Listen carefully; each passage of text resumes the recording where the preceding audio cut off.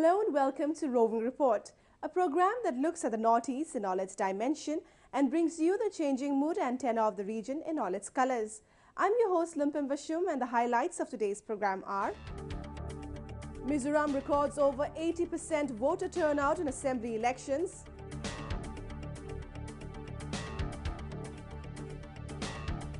Arunachal pays homage to 1962 war heroes.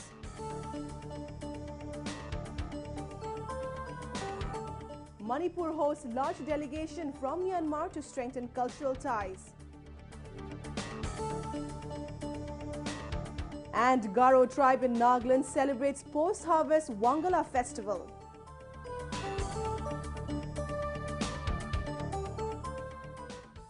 Showing their deep faith in democracy, a large number of electorate turned up to cast their votes to elect a new government in Mizoram. The event passed off peacefully and will decide the fate of 142 candidates, including 6 women and many independents. We have a report. Amid tight security, polling for the 40-seat Mizoram Assembly was held peacefully on November 25th. Over 6.9 lakh voters, including 3.5 lakh women, exercised their franchise at 1,126 polling stations to decide the fate of 142 candidates. The voter turnout this year has surpassed that of the 2008 Assembly elections. The polls were absolutely peaceful. No untoward incident of any kind was reported. And as per the last figures that we received, around 6 o'clock, as I had mentioned in case of Madhya Pradesh, it had reached 81% in Mizoram. And it is expected that it might go slightly higher than this. The counting is scheduled to take place on 9th December. For the very first time, the Election Commission had introduced the voter verifiable paper audit trail system for voting in 10 assembly constituencies in the state.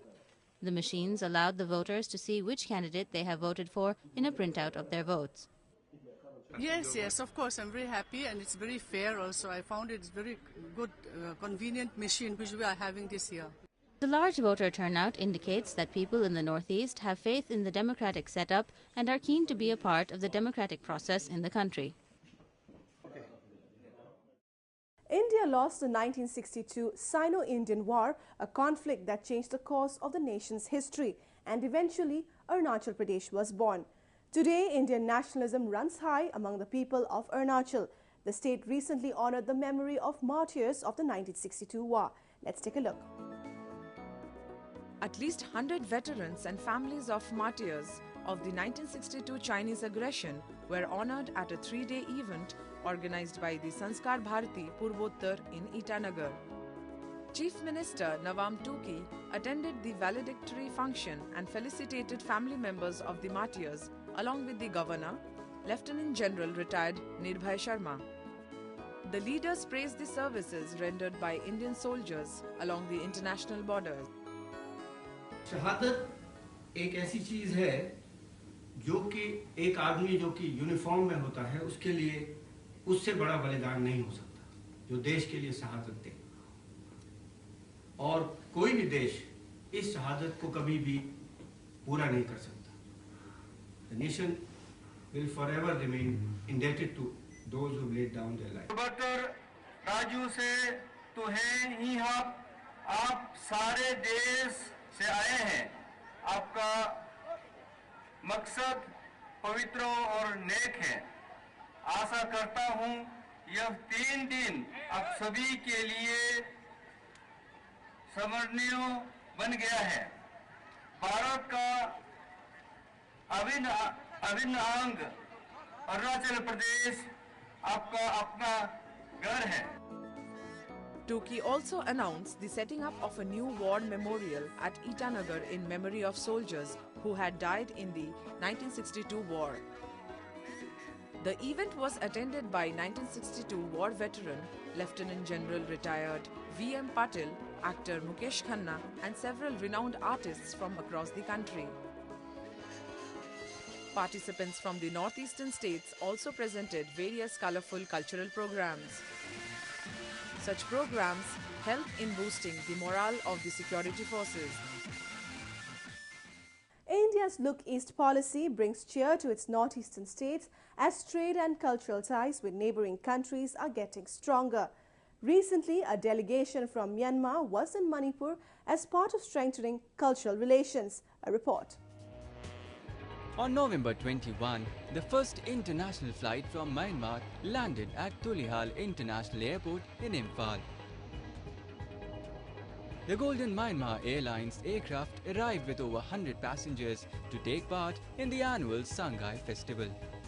The delegation, including the Chief Minister of Mandalay region, U Ye Mint, the Chief Minister of Sagaing region, U Thar Ai, several Meitei diaspora and media persons were warmly received by Manipur Chief Minister O Ibobi Singh. Manipur is hopeful of turning a significant regional hub for international flights to Southeast Asian countries, thereby promoting trade, tourism, business and investment. It is in fact a very historical moment. Manipur is witnessing the first international flight here, and we're having 100+ visitor here that is from our neighboring country like Myanmar. In fact, I heard there are businessmen coming down. There is this administrative section from the chief ministers are coming down. So I think the bilateral trade between Myanmar and India it will be improving manifold. A business conclave was also organized to explore trade and investment opportunities between Manipur and Myanmar. The Myanmar delegation interacted with Manipuri traders and discussed the issues concerning border trade. Both sides were keen on capitalizing on the huge potential for joint ventures between the two countries in several sectors. Manipur is the starting point from where any business in India's Look East policy for the Northeast is going to start with. So therefore, Myanmar is a very key center. That is why the government of Myanmar as well as the government of India is giving high importance to the trade corridor at Tamu and More in Manipur. The Myanmar delegation later attended the annual 10-day-long Sangay Festival, inaugurated by Donor Minister Pavan Singh Hatowar at Hafta Kangjai Bang in Imphal East District. Manipur is the jewel of India, and we want to showcase the beauty, cultural and heritage of Manipur, not only to the national level but international level. The biggest annual tourism festival of Manipur aims to highlight the state's cultural heritage, eco-adventure activities, indigenous food and handicraft.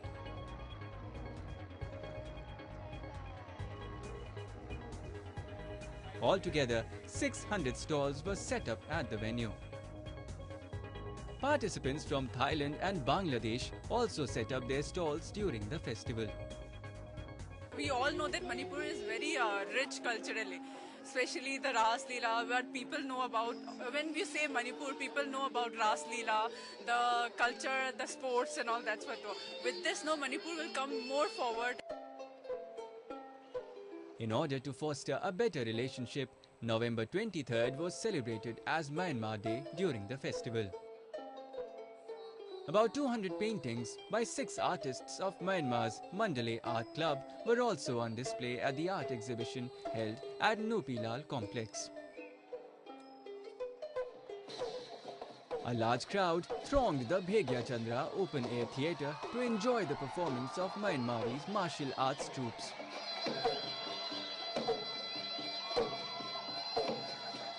The audience was left enthralled by the artists from Myanmar.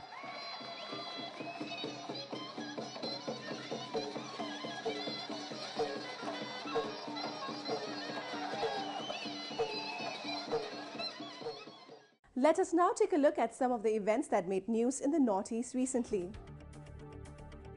A 3-day ethnic food festival was recently organized at Shilpagram in Guwahati by the Northeast Zonal Cultural Centre. Participants from various tribes, including the Nagas, Bodos, Mising, Karbi, Deori and Manipuri, set up around 10 stalls. The food fest is an attempt to promote and preserve ethnic food of the tribals.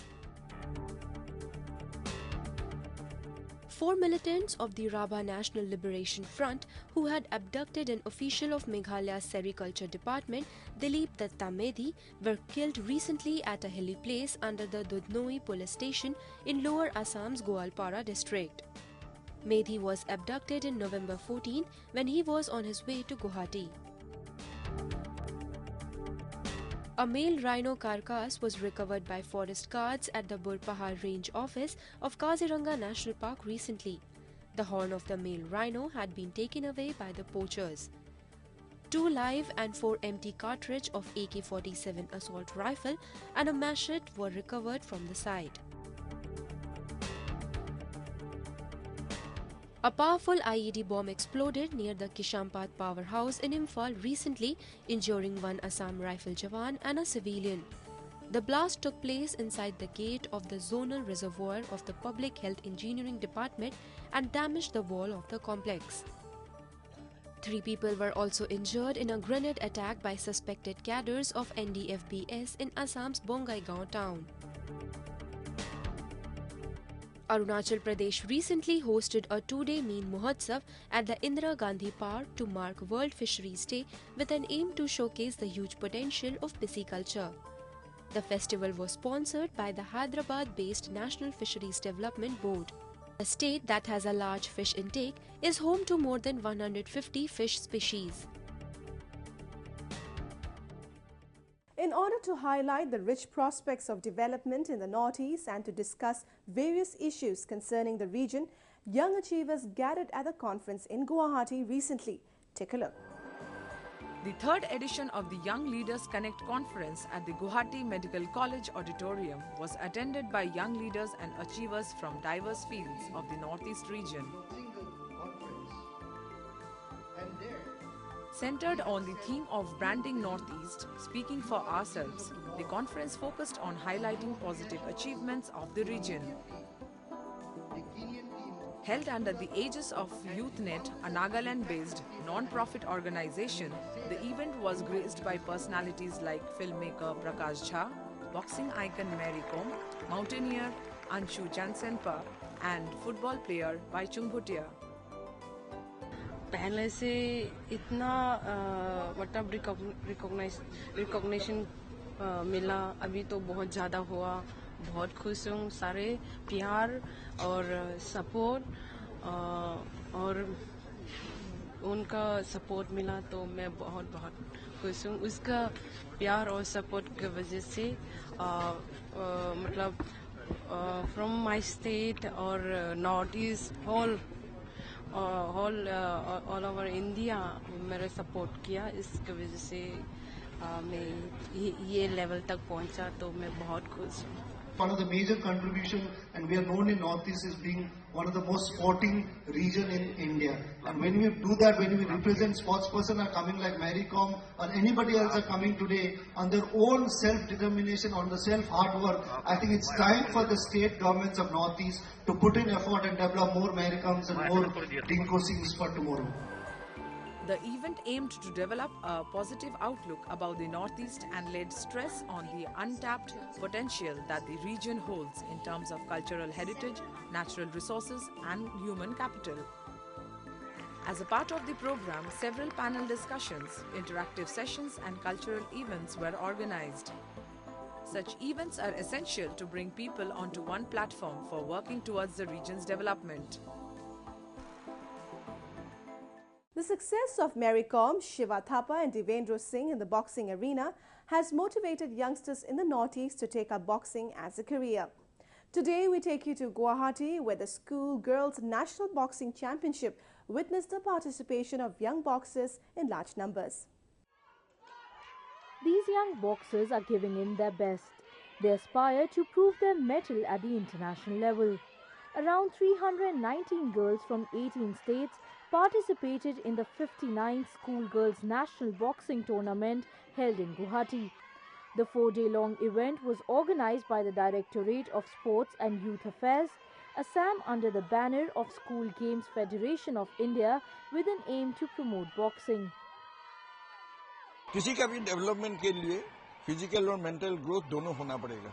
तो mental growth के लिए तो किताब है, physical growth और health maintenance के लिए sports या फिजिकल एजुकेशन जो आप हम लोग बोलते हैं वो भी इंट्रोड्यूस करना बहुत जरूरी है. ये मेरी फर्स्ट बाउट थी और मैं इसमें जीत चुकी हूँ और मुझे बहुत अच्छा लग रहा है कि मैं फर्स्ट टाइम मैं गुवाहाटी पे आई हूँ अभी असम में, और मुझे बहुत अच्छा लग रहा है यहाँ के, और मुझे खेल के भी बहुत अच्छा लगा, बहुत ही ज़्यादा अच्छा लगा।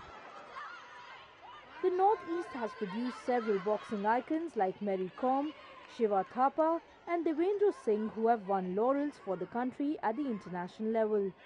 The success of these sportspersons provides inspiration to many aspiring boxers. Several such events are regularly held to give the youngsters a platform to showcase their skills.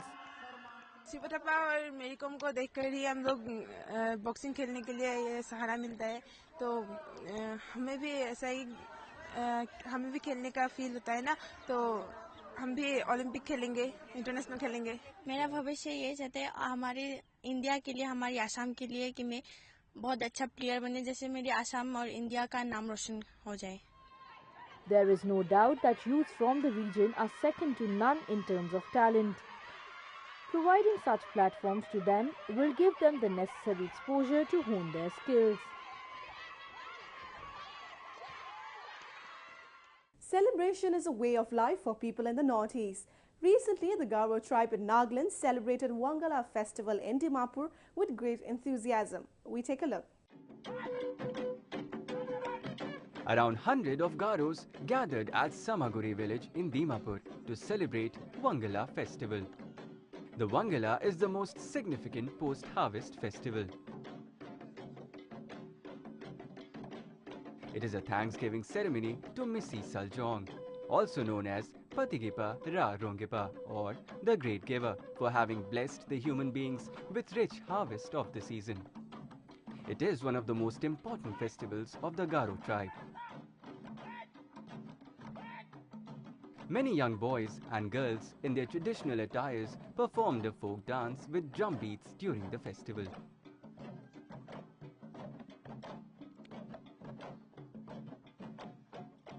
We celebrate it in order to invoke the blessings of God, Mrs. Haljo, and Goddess Rukme, so that we could enjoy the festival. And after the people reap the harvest, people just gather together, they rejoice, they make merriment, and they have the meals together. So in a way, it is a get-together of all the people to just celebrate the cutting of the harvest. During the event, they also sang traditional songs and performed the daily activities of the tribe.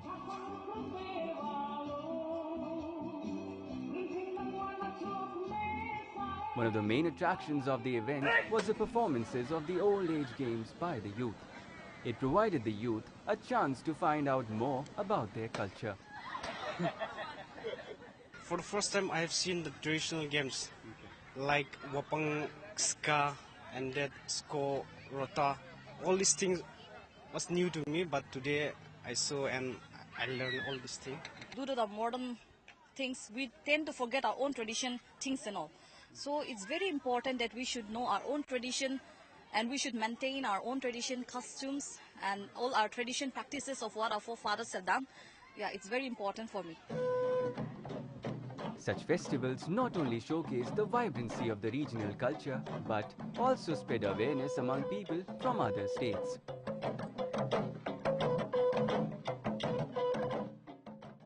With that, we have come to the end of this episode of Roving Report. I'm your host Lumpim, signing off. Do send in your feedback and suggestions to roving@anin.com. Goodbye and see you next week.